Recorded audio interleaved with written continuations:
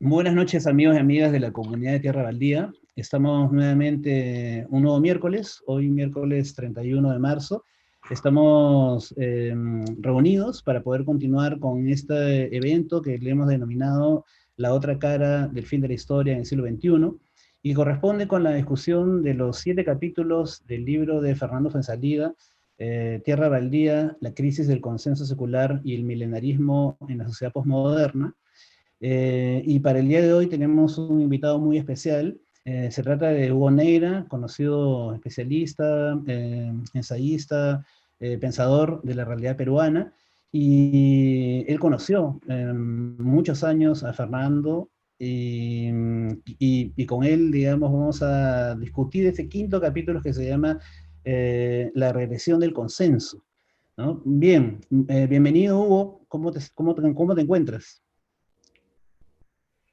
Bien, comenzaré primero, no diría un placer, porque a los amigos si uno tiene añoranzas y se acuerda de ellos, pero sí agradezco la invitación. Fuensalida, lo llamaba siempre así, em, puedo hablar de él y de su obra. Entonces, un elemento mayor que podría llamar el tema existencial.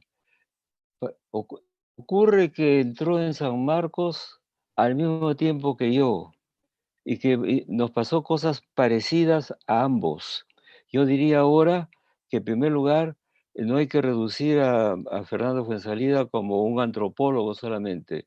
Estudió filosofía a la vez.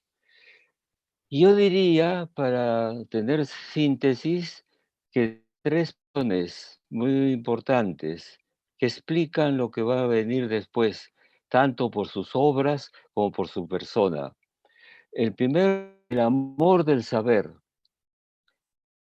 Esa era nuestra pasión en nuestra generación. Y no es la única. Max Hernández, Portocarrero, es decir, no solamente estudiábamos lo que era nuestra disciplina, sino éramos curiosos del conocimiento. Eso es importante para entender la obra de Fuenzalida. En segundo lugar, estando en San Marcos, entramos y con una concepción nuestra responsabilidad de jóvenes era cambiar el país. Creíamos en una revolución y entramos a la juventud comunista. eh, no tanto por el comunismo, que pensábamos que si algún momento llegábamos al poder, no íbamos a hacer lo que hacían los soviéticos, sino que era el partido más radical. Pero cuidado, no confundirse, no era Sendero, ¿ah? El partido más radical. El otro partido que era dominante era el partido aprista. Y la mayoría de la juventud aprista, había 20 apristas por un comunista. Otra cosa importante, lo siento mucho, pero no, sin ninguna vanidad, no se entraba al partido, no se entraba a la juventud porque uno tocaba la puerta. No, te llamaban, te llamaban y era un honor entrar, porque veían los mejores estudiantes, los más serios, los más responsables, y Fernando y yo y otros más entramos a la Juventud Comunista. Y luego, mucho más tarde, tiene que ver esto, lo digo, porque en Wikipedia, que ya saben ustedes, está en internet, se saltan este tema. No, no tenemos ninguna vergüenza de eso, porque a su vez, con el tiempo, con los estudios que hizo Fernando y con la vida que yo hice en Europa, dejamos de ser comunistas. No me olvidé, eso lo voy a contar de poco a poco. Y el otro elemento importante es su identidad. Fernando era hijo de un chileno, de un señor artista, ganaba muy bien, hacía profesionales, vivía en el Paseo Colón. Yo vivía a 2 cuadras de su casa, en Hualcusqui, en en un callejón, porque no tenía dinero para poder vivir de otra manera, y, y Fernando me invitaba a su casa. Ahora bien, ¿por qué vivo en un callejón? Por mi parte, porque me peleé con mi padre, que era militar, y que quería que, como yo era blanco, deportista, y venía del Melitón Carvajal, los militares querían que entrara, pues, y yo no quería eso, quería estudiar, ¿no? Quería estudiar en San Marcos. Y mi padre me dijo, no te doy nada. Y bueno, yo me comencé a trabajar en una fábrica para poder, mm, pagar mis estudios. Pasaba el tranvía por ahí todavía y cuento otra anécdota, otra cosa para decir lo siguiente. Quiero decirlo porque estas cosas hay que decirlas. Fernando me tomó un gran aprecio, yo también. Yo me encontré con un joven que había estudiado en la Inmaculada con los Inmaculada, jesuitas, que claro. sabía el inglés perfecto y el francés. Yo chapurreaba el inglés que había salido de la secundaria y el francés no había comenzado a estudiarlo.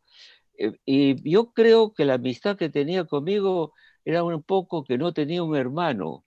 Y como sabía que yo era muy pobre, le dijo a la cocinera, cuando Hugo venga a comer, todas las noches tiene que venir a comer. Y a veces no estoy, no importa.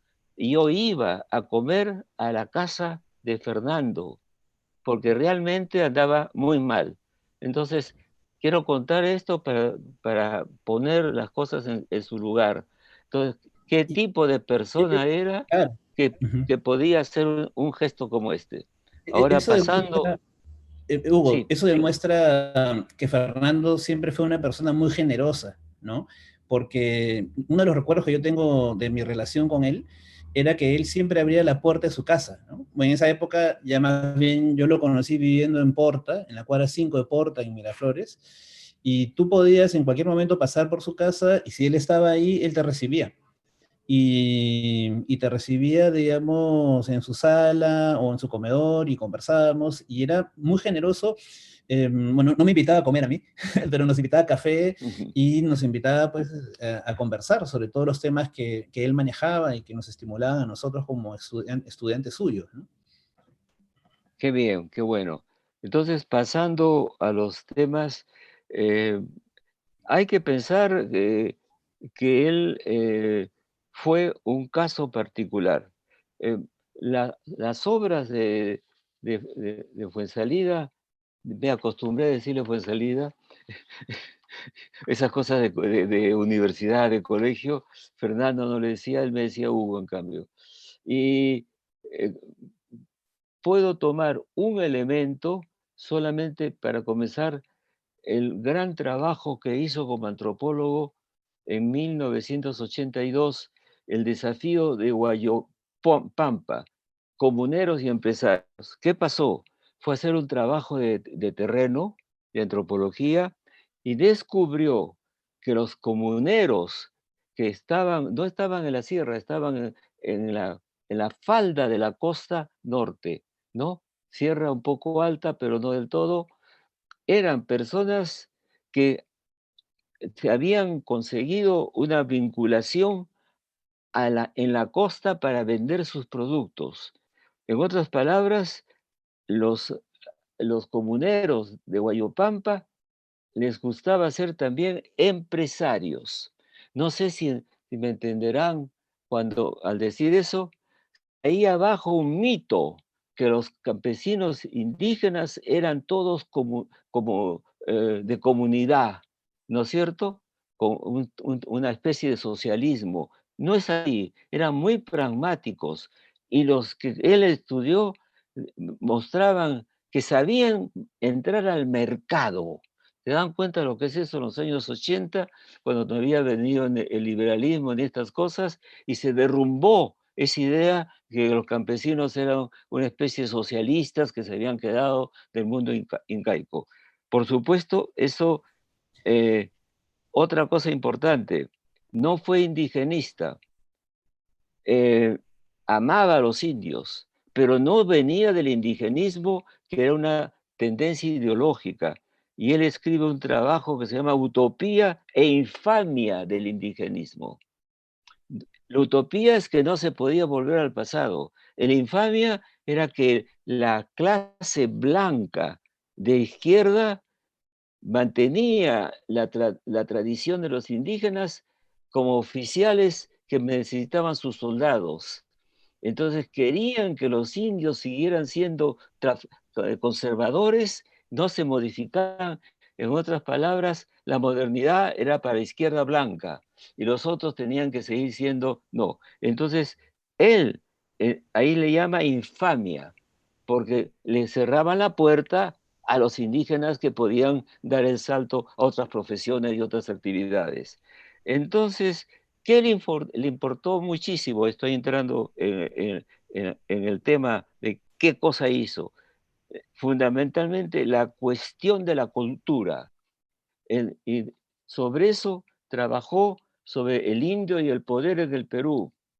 Eh, el Cristo pagano de los Andes, la importancia que tenía la antropología desde el punto de vista del desarrollo para salir de la anomia y pasar de la pobreza crítica a la cultura en el Perú. Entonces, la cultura era un campo enorme y él se dedicó a ese tema.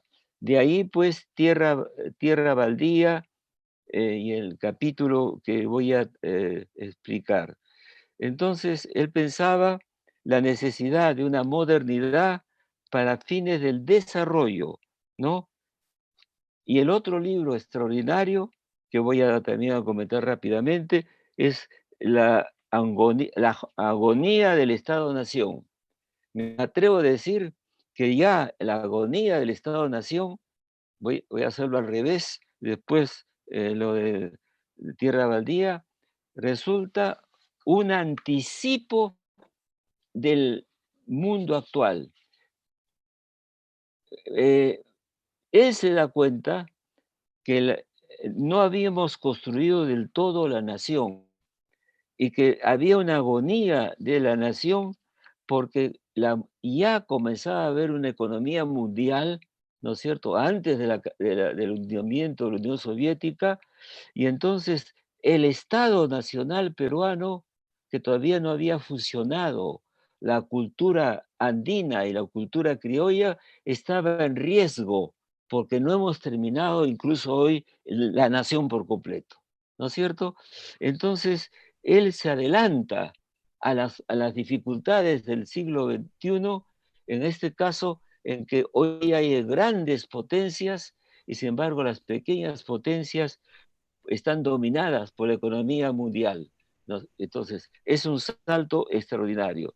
Ahora, ¿qué pasó con la lectura que tuvo eh, para el libro de Tierra Baldía y para el capítulo que me ha tocado estudiar? Pues muy interesante, muy importante, porque hay dos cosas en las que ya estaba en una forma de la antropología que no era convencional. Era una visión culturalista, junto con Ocio, que hacía lo mismo. ¿Y quién lo dice eso? Iván de Gregori, un antropólogo más joven. Entonces, él tiene, él no tiene, él rompe la idea del Perú oficial y el Perú profundo, ¿no? Porque he escuchado anoche a un candidato a la presidencia hablando todavía del Perú profundo. Ya no hay Perú profundo. En el lugar más indígena que puede haber en el Perú, ya tienen su celular, ya tienen una mentalidad distinta. Eso estaba bien hasta 1920. Entonces, él toma distancia del repertorio convencional de la antropología. Y para él, el indio no es el otro, ¿no? Y los antropólogos seguían trabajando las costumbres, la tradición, como guardándolo como un museo. Y sin embargo, los indígenas tradicionales se estaban volviendo cholos, se estaban volviendo gente que emigró, que pasaron a ser bilingües, hablaban las dos lenguas, ¿no es cierto? Y entonces era un mundo completamente eh, distinto. Hay un trabajo de, de salida en un pueblo que se supone de campesinos convencionales y tradicionales. Convencionales, tenían la escuela unidocente, 4 pequeñas tiendas, y migraban a la selva de Apurímac para trabajar y tener dinero. Y entonces no era, pues, esos campesinos que uno pensaba que se quedaban todo el tiempo en su casa. Entonces, él se da cuenta de eso, y cuando viene el caso de Uchuracay, el caso de Uchuracay, donde va Mario Vargas Llosa a examinar qué pasó, él se da cuenta que esos indígenas no estaban aislados, como pensaron en el informe, y sino que eran personas que ya actuaban de otra manera. Cuando llegaron esos jóvenes periodistas de caretas a Uchurucay, pensando como pensaban los limeños que no conocían el mundo andina, uno de ellos le dice: oye, yo también simpatizo con Sendero Luminoso, así por caerle bien, ¿no? Por quedar simpático. Yo también así soy medio de izquierda. El campesino mira, le habla a los otros, estos son gente de Sendero y son ellos que lo matan porque estaban en guerra con Sendero Luminoso. Entonces, Vargas Llosa se queda en la idea, Mario no era antropólogo, pues, ¿no? Se queda en la idea del Perú profundo y el Perú urbano. No, pues, ya estaban en otra y además no les gustaba Sendero, lo enfrentaban, ¿no? Bueno, entonces vamos al capítulo que me han dado. Me hubiera gustado otro capítulo, pero este capítulo, la regresión del consenso. ¿Qué es la regresión? ¿Qué cosa es regresión? Es ir en contra del progreso, ¿no? Digamos que eh, tenemos 5% de analfabetos, de repente en en 10 años tenemos de nuevo 20, es un retroceso, ¿no es cierto? Es una regresión. De acuerdo. Entonces, lo que interesa es, eh, en ese momento, él, su problema es cómo pensar América Latina sin el paradigma marxista. ¿Qué había pasado? Ya había estado en Polonia, se había desengañado en todos los terrenos y había dejado no solamente el Partido Comunista, no se había vuelto un liberal, pero se quedaba como un pensador libre. Y salió del Partido Comunista. Bueno, por eso mi emoción, porque a mí me pasó lo mismo. Me llamaron después de un libro que yo escribí, Cusco, Tierra y Muerte, los franceses se interesaron, me llamaron a trabajar como chercheur, investigador, y como profesor en Francia, todavía contratado. Digo todavía contratado porque años después gané un concurso y fui profesor titular hasta mi jubilación. Y entonces hice un viaje a la Unión Soviética con mis alumnos franceses y me quedé espantado del desastre que era la Unión Soviética. A 10 años de la caída. Y escribí un artículo que salió en Socialismo y Participación diciendo la Unión Soviética no puede hacer dos cosas: mantener sus dominios en el centro de Europa, al mismo tiempo los gastos de guerra que que los impulsa por la competencia con los norteamericanos. Bien interesantes y bien inteligentes los americanos. Apretaron el acelerador y gastaban de su Producto Interno una cantidad de dinero para fabricar armas, ¿no? Nuevas. Los soviéticos gastaban el 40% para estar al nivel de América, los americanos el 8%. Se hundieron, Fundieron su no economía. pudieron. Claro, lo fundieron, ¿Ah? digamos. Lo fundieron Entonces, económicamente, lo fundieron. Mm. y no podían dar los servicios primarios al pueblo.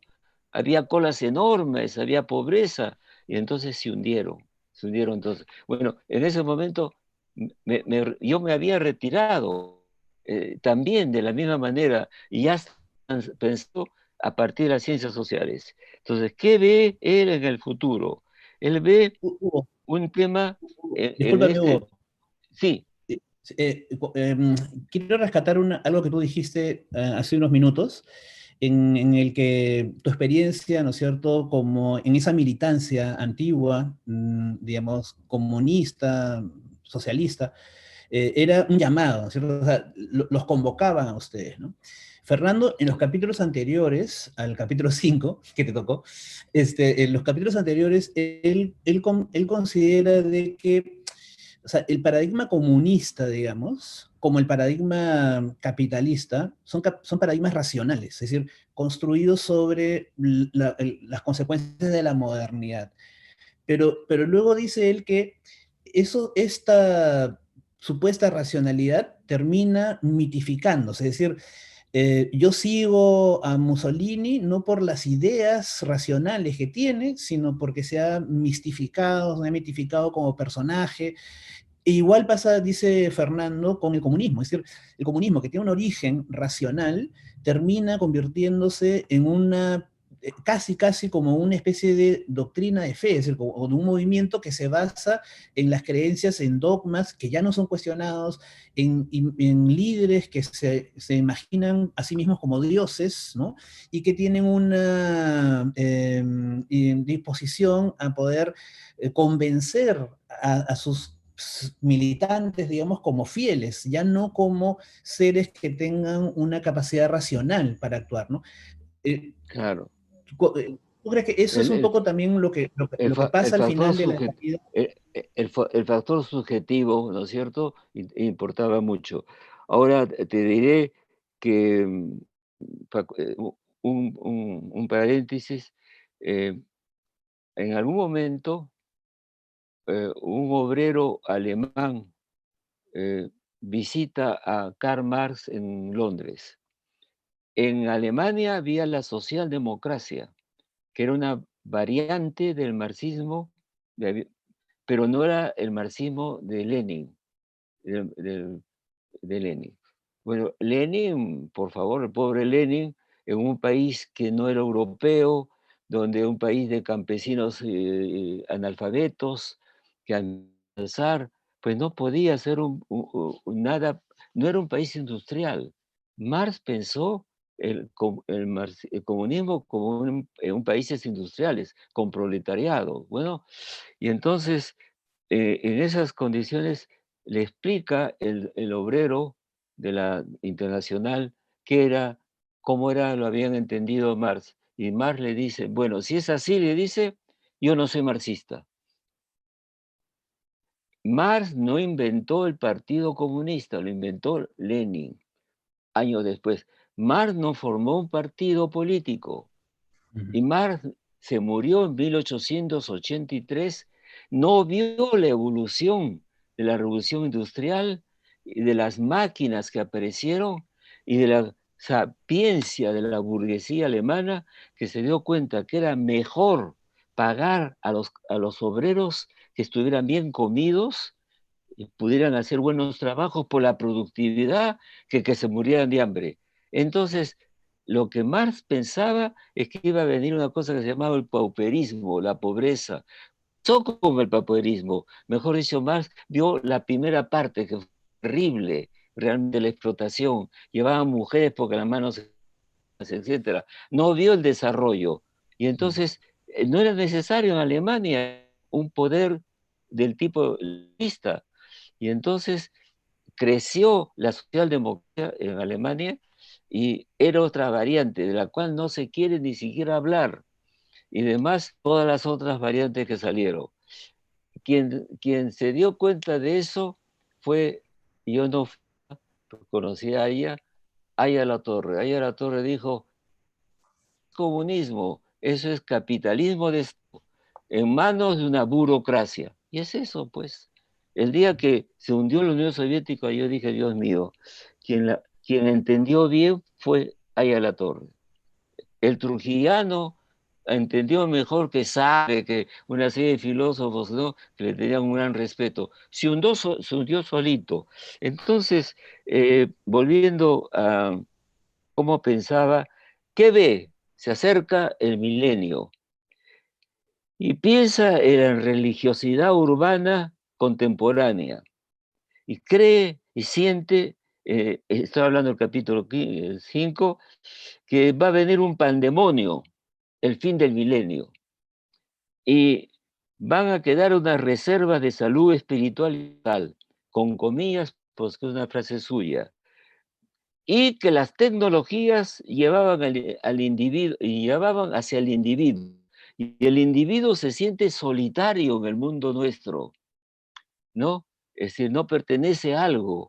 Y entonces, en ese momento, inventa unos conceptos, filósofo, pues, unos conceptos. Dice el lobo estepario. ¿Qué era el lobo estepario? Personaje de una novela alemana que el que pensaba así estaba en la soledad. No sé si he desaparecido ahí. No, sí, te vemos, te vemos. Se Ah, ve, sí, sí, bueno, sí. Sí. entonces, fíjense cómo inventa conceptos. Sociedades salvíficas y soledades ad- ad- adri- Asfixia, adrísticas. asfixias. Las que están buscando la salvación, es un poco el catolicismo, América Latina, y las otras que se organizan, ¿no? Son más bien las sociedades laicas, las europeas. Habla de sociedades seculares, invenciones de conceptos de Fuenzalida, y al mismo tiempo eh, piensa en varias cosas, en los fundamentalismos gnósticos que van a aparecer en el mundo, del milenio. Y entonces que hay una suerte de retorno a una serie de elementos eh, em, que provienen de, de lo que son religiones tradicionales. Por ejemplo, durante un cierto tiempo se busca desesperadamente el arca de la alianza, que está en la Biblia. En otro caso, se busca y se discute por qué acertó las profecías de la Virgen de Fátima en Francia. En otra parte, cómo en la Unión Soviética se vuelve una religión y después se desintegra y se desbanda por completo. Después, el movimiento estrangótico de los alemanes. Luego, el indigenismo criollo. Y luego los foros, ven ustedes que hubo en un momento determinado una reunión internacional, el Foro Internacional de Ciencias Ocultas, de chamanismo mexicano, de estas cosas más. Y luego todo eso llevaba a una religión política, como había pasado con Hitler, el Führerprinzip. Se necesitaba el jefe que tenía el poder, la modalidad caudillista que la toman hoy día los populismos acholados. Entonces, eh, piensa que hay un retorno al comienzo, la necesidad del retorno al comienzo. En la Confederación Boliviana, religiones originarias. Todo eso está en su libro. Me admiro, deben admirarse del enorme trabajo erudito que hizo para ver cómo diablos caminaban las religiones y las otras, sus religiones al lado, ¿no? Para a enfrentar el milenio.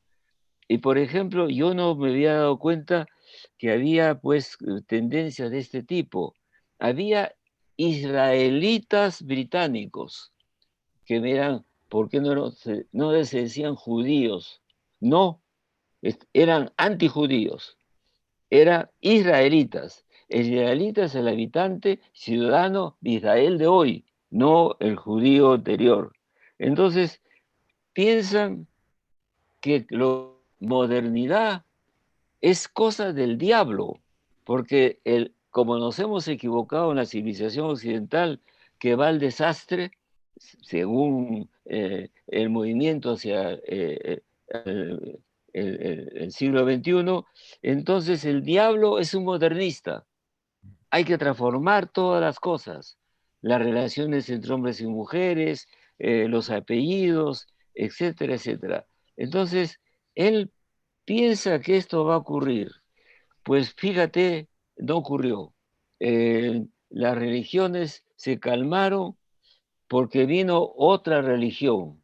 O sea, primero estoy diciendo admirable trabajo, gigantesco, todo lo que era, lo que podía ser magia, numerología, clarividencia, alquimia, hermetismo, todo eso lo estudió porque eran las tendencias que se acercaban al siglo XXI. Y entonces él vio unas cosas, pre- preparó eso. ¿Por qué no ocurrió?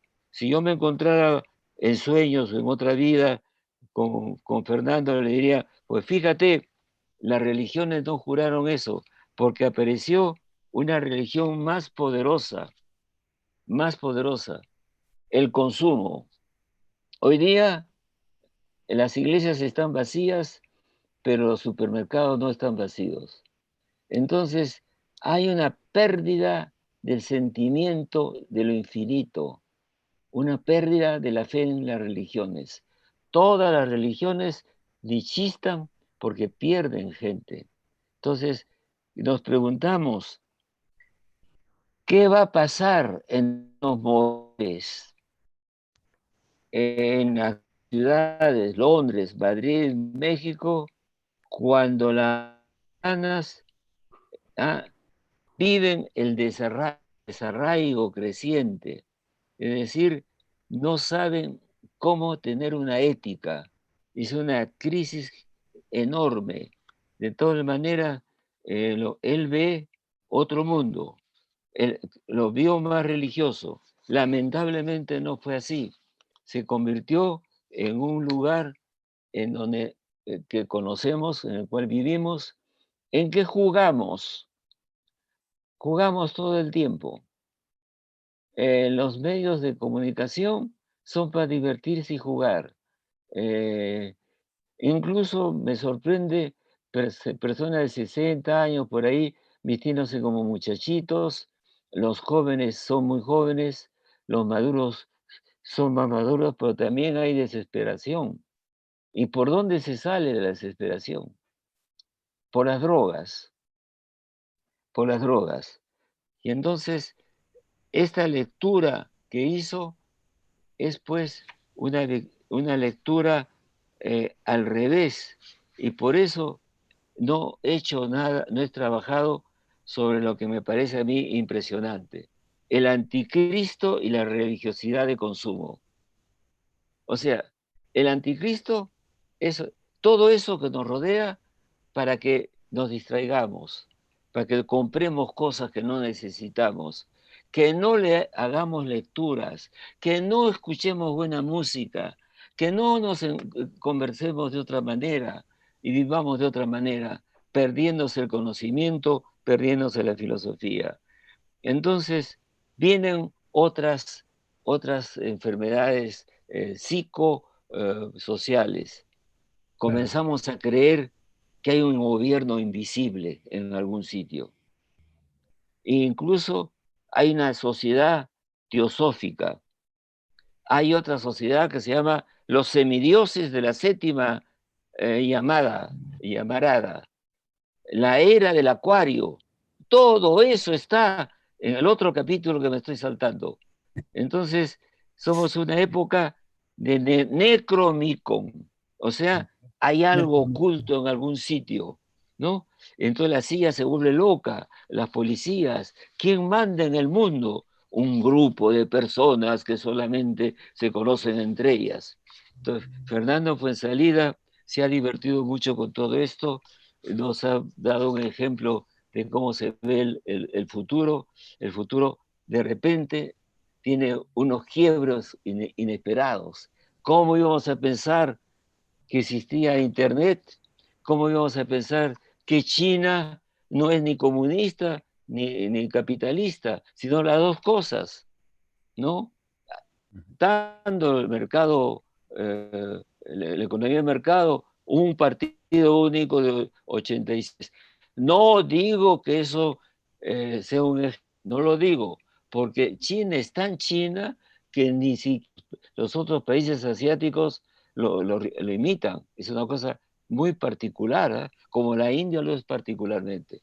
Entonces, Fernando, el filósofo Fernando, se anticipó y nos explicó que la antropología no es suficiente, se necesita del estudio de las emociones, de las ideologías, de los sentimientos. No todo es razón, la política tampoco. ¿Cómo está pasando hoy día en nuestro tiempo la política? Porque se va a votar por programas, por los políticos, ya no, van a votar por personas. No estoy diciendo que está mal, es un cambio. Personas, y quieren ver personas que se les parezca más. Por eso están haciendo una... De Soto, por ejemplo, se presenta como un señor cualquiera, ¿no? Para que lo vean bien, una buena persona, camina, muy buena hecha la cosa, mira su reloj y dice, entonces ¿qué estás diciendo con los gestos? Soy un tío como cualquier otro, soy una Claro. persona corriente, ¿no? Hugo, Uno igual a ustedes, ujú. ¿no? Es un cambio distinto. No, ya no te Hugo, preguntan qué idea tienes, sino qué cosa eres tú. Y eso ujú, es interesante también, ¿no? Cambió, se modificó.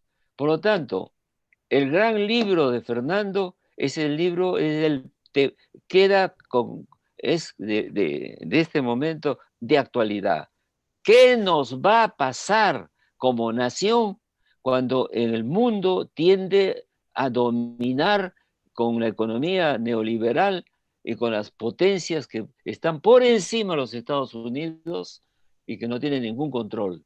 Entonces, yo veo a los peruanos cada vez más separados unos de otros, no vamos a la nación es un sentimiento, no es una cosa solamente razonable, sino también de espíritu, de querer ser parte de una entidad. Entonces, Hugo, ujú. Fernando hay que leerlo por este libro, eh, que es un libro excepcional, ¿no? Tierra Baldía. Carlos Iván de Gregorio, que yo admiro, y lo he leído, no estoy todo el tiempo con nadie de acuerdo del todo, dice, ¿cómo despertar a la bella durmiente? ¿Sabes cómo, Iván, donde estés? ¿Sabes cómo?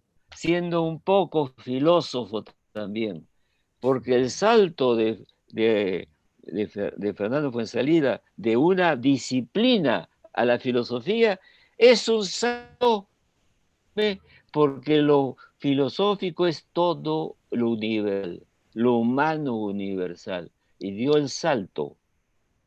Entonces, Ujú. despertar a la bella durmiente, estudia también filosofía, estudia también sociología y estudia también economía y psicología. ¿Cuánto sabe más Hernández del Perú porque es psicólogo? O sea, Ujú. no nos basta una sola disciplina. Lo digo para los que como nosotros nos gusta estudiar.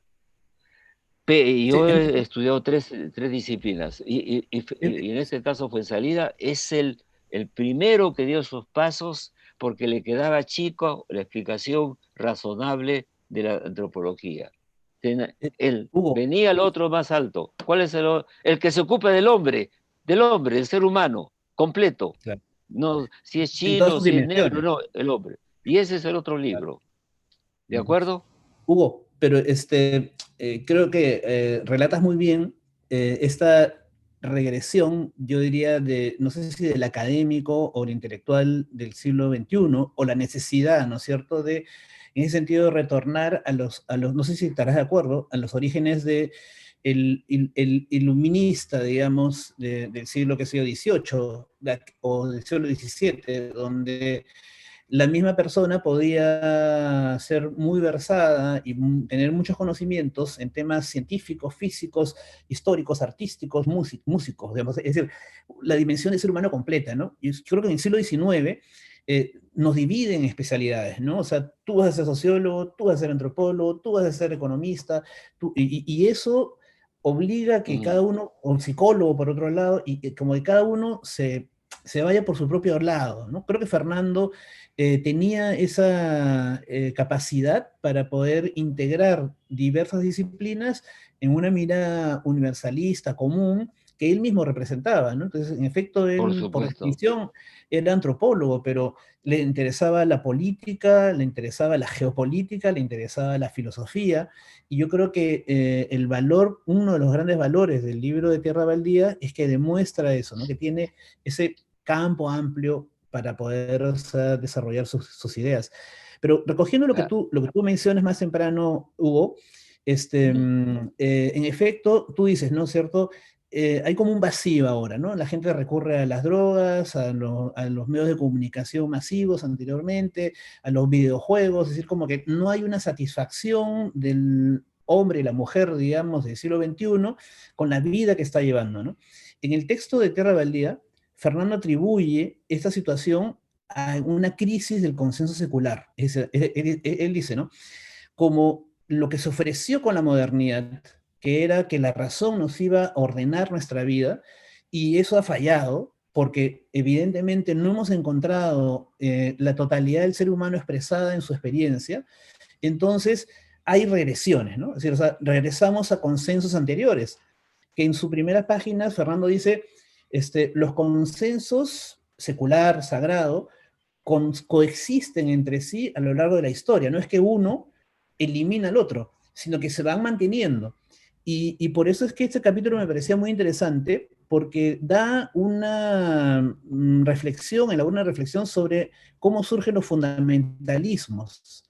Y como el fundamentalismo surge, de acuerdo a Fernando, como un rechazo a estos paradigmas de la vida moderna, ¿no? Y de la economía neoliberal, entonces surge una cosa casi absurda que en nuestra campaña política, que tú la has mencionado también ahora, muy actual, es medio extraño, ¿no? Es decir, De Soto hace una alianza con, sí, hace no, perdón, López Aliaga, que es Sí. un, digamos, diríamos, ultranacionalista de derecha, hace una alianza con Antauro Humala y sus seguidores, que son ultranacionalistas de izquierda. Entonces tú dices, ¿cómo puede ser posible que uno que están en el extremo izquierdo y otros que están en el extremo derecho se unan? Y ahí es donde Fernando dice, esto tiene sentido porque ante la crisis del consenso moderno, ¿no? Estas facciones intentan regresar a recuperar, digamos, sentido en el pasado y en el rechazo a la globalización, a la economía liberal, a todo aquello que implica un alejarse de estas construcciones salvíficas, digamos, religiosas, para poder como que retomar con su fuerza del pasado, tratar de imponer cosas en el presente. No sé si tienes alguna reflexión sobre eso, Hugo. Bueno, si tú te has equivocado caminando en el bosque, te das cuenta un momento que el camino no es el bueno. Regresas pues al punto de partida. ¿Y cuál es el punto de partida? Hay ejemplos. La ilustración, los, los que crearon la enciclopedia, la primera enciclopedia francesa, ¿no? Entonces Diderot, pues eran un conocimiento diverso. Yo evité ir a estudiar a Estados Unidos, en que se forman profesionales que trabajan bien a fondo, temáticas, incluso la antropología la cortan por pedazos y hay antropólogos especializados en temas urbanos y otros en temas campesinos. No, no, no. En lo que yo estudié en Europa es la pluridisciplina. Cuando estaba en el tronco de la sociología, pues me obligaron a que siguiera un curso de filosofía. Eso es Europa. Y con una lista de profesores de filosofía. Y a otro lado, una lista de antropólogos. Elegí el mejor, Levi-Strauss.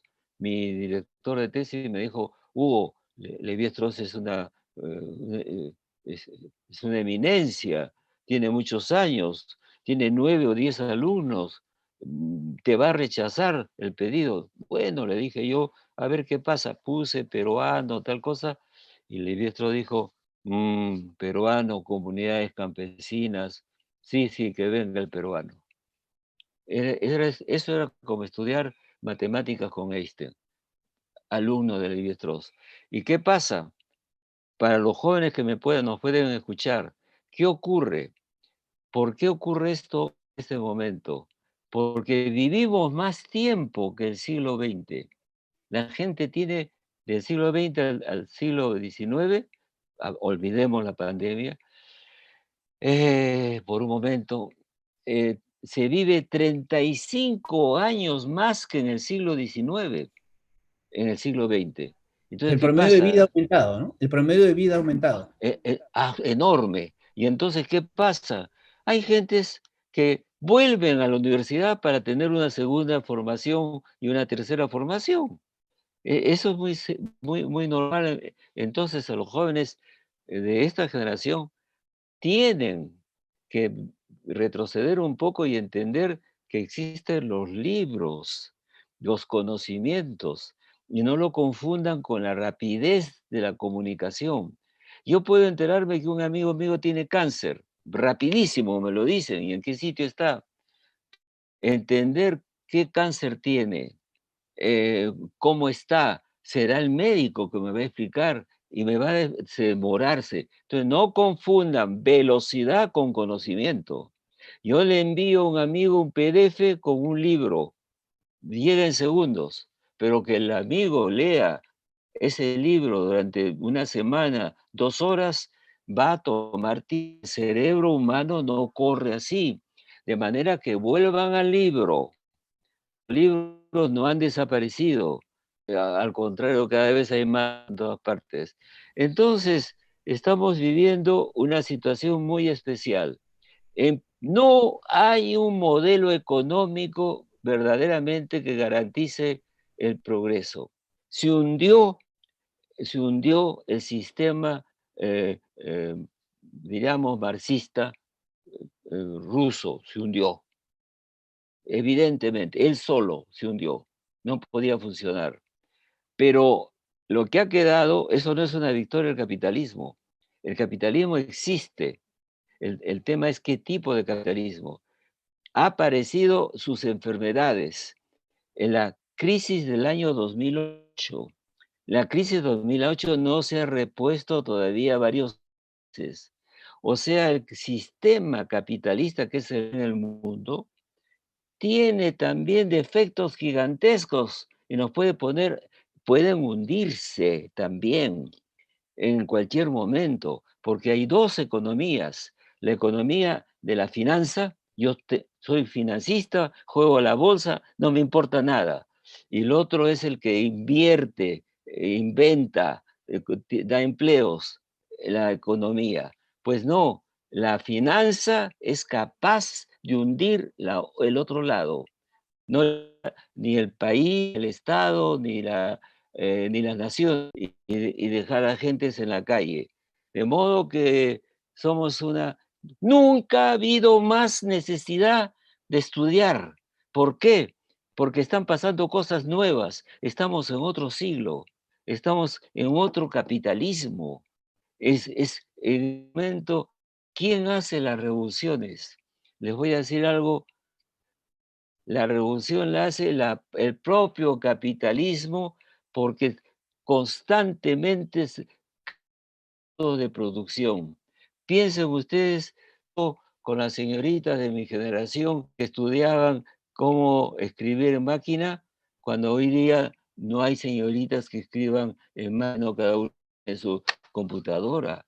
Y hay cambios enormes en los modos de trabajar. Entonces, pues ustedes comprenderán, esta es una situación distinta. Pero ¿qué tenemos? Más trabajo intelectual, pero más tiempo para poder estudiar. Yo tengo 85 años, estoy aprendiendo 2 lenguas más. Voy a seguir estudiando hasta el final de mi vida. Y como en mi vida nunca he sido, como me quedó de la juventud comunista, el puritanismo de un militante, no he bebido, no he fumado, no he ido a putas, no he tenido nunca una enfermedad de ese tipo y soy una persona que hizo deporte toda mi vida. Estuve en el gobierno de Velasco que me llamó, los que trabajamos ahí nunca robamos. Me fui sin un centavo a Europa, que me recibió porque ya me conocían. ¿Ustedes creen que los franceses iban a recibir a un tipo que fuera un ladrón? No. Entonces, tomen en cuenta que el conocimiento es fundamental, que cuesta estudiar, pero que cuando se aprende es un placer enorme, porque el ser humano llega al mundo y lo que lo termina de construir es su humanidad. Y la humanidad es la familia, lo que aprendes, el lenguaje, el conocimiento, la ética que tienes que tener por ti mismo sin pensar si hay cielo o infierno. Hay cosas que ya vienen de Manuel Kant. Todo ser, un filósofo, todo ser humano sabe qué cosa es malo y bueno. Un hombre sabe que si acaricia sensualmente a una niña de 5 años, sabe que eso es malo. O sea que no nos podemos librar de la responsabilidad de ser los seres humanos. Es una época distinta. Viviremos más tiempo y por lo tanto tendremos, y cambiará la sociedad y cambiarán los países como están cambiando. El país más poderoso en este momento, que está creciendo más rápidamente que Estados Unidos, es China. Y el mundo no es solamente mundialización, es asiatización. China e India hacen equilibrio al mundo occidental. El mundo occidental es importante, soy parte del mundo occidental, sin dejar de ser peruano. Los sentimientos no se pierden, ¿ah? Las maneras que viene la patria no se pierden. Pero es otra sociedad, otra situación. No hay una gran potencia en el mundo que gobierne. Estados Unidos, sí, pero está Rusia, está la Unión Europea, está China, está Turquía. No hay una potencia única, o ahí no hay una dominación de algunos. Eso se acabó. Entonces son relaciones equilibradas entre unos y otros. Una época que no, con novedades que no hemos tenido nunca. Hugo, No hemos tenido nunca. yo quiero agradecerte esta última reflexión que haces, porque yo creo que si es que los jóvenes, como tú dices, nos escuchan, y ojalá sea así, los más jóvenes, digamos, creo Sí, que lo que dejas como legado también es esta necesidad de estar permanentemente reflexionando sobre lo que pasa a nuestro alrededor.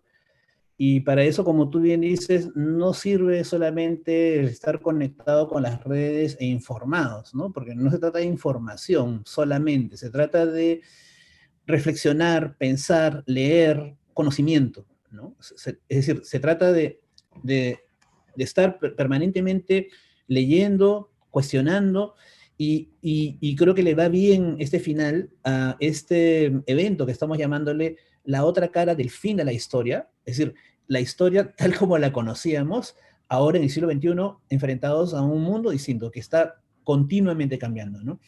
Muchas gracias, déjame, Hugo. Te deja- invito a de- unas palabras de despedida. Sí, déjame decirte algo.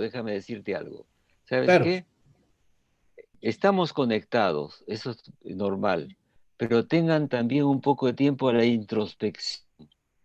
vuelvo a mi amigo Fuensalida, que es, uno tiene que ser por momentos lobo solitario.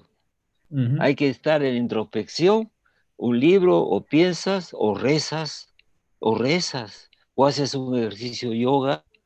Pero a mí me gusta estar solo por momentos y en otros casos me gusta estar con amigos. Soy muy charlatán. Eso es un problema que me viene de mi madre. Es genético. Y entonces el ser humano necesita estar solo y también estar acompañado. Dos cosas. No podemos estar todo el tiempo en contacto, eso es excesivo, mirando cuál es lo que está diciendo las redes. No, pues, ábrete un rato, coge un libro, léete algo o un poema. Yo admiro filósofos y poetas.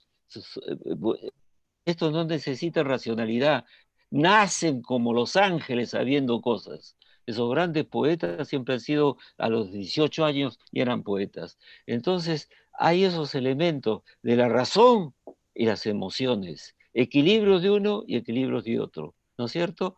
Ujú. Estar en soledad no hace daño, ¿eh?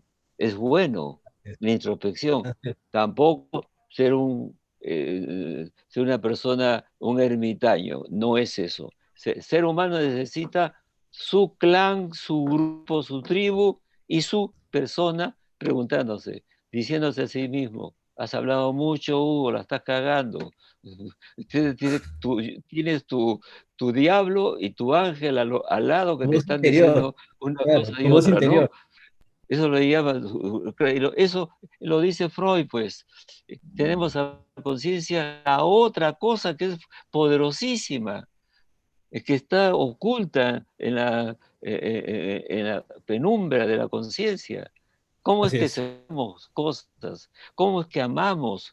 ¿Cómo es que no nos gusta algo? Tenemos emociones y tenemos Sí, cerebro.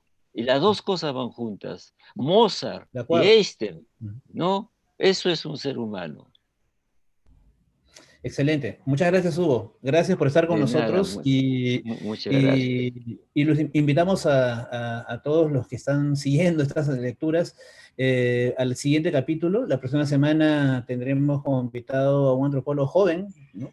Veremos qué nos dice sobre lo que tú has mencionado, Hugo, que se llama Mijail Mitrovich. Él es antropólogo que nos estará comentando el capítulo 6, el anticristo y la religión del consumo. Y Por nada, favor, me gracias por estar aquí. avisas, por favor, me Claro, avisas para verlo, ¿ya? Me de estaré todas maneras, calladito. de todas maneras, Hugo. De Gracias. acuerdo. Nos vemos, de Muchas acuerdo. gracias. Adiós. Ok. Chao. Saludos a Rebeca. Gracias.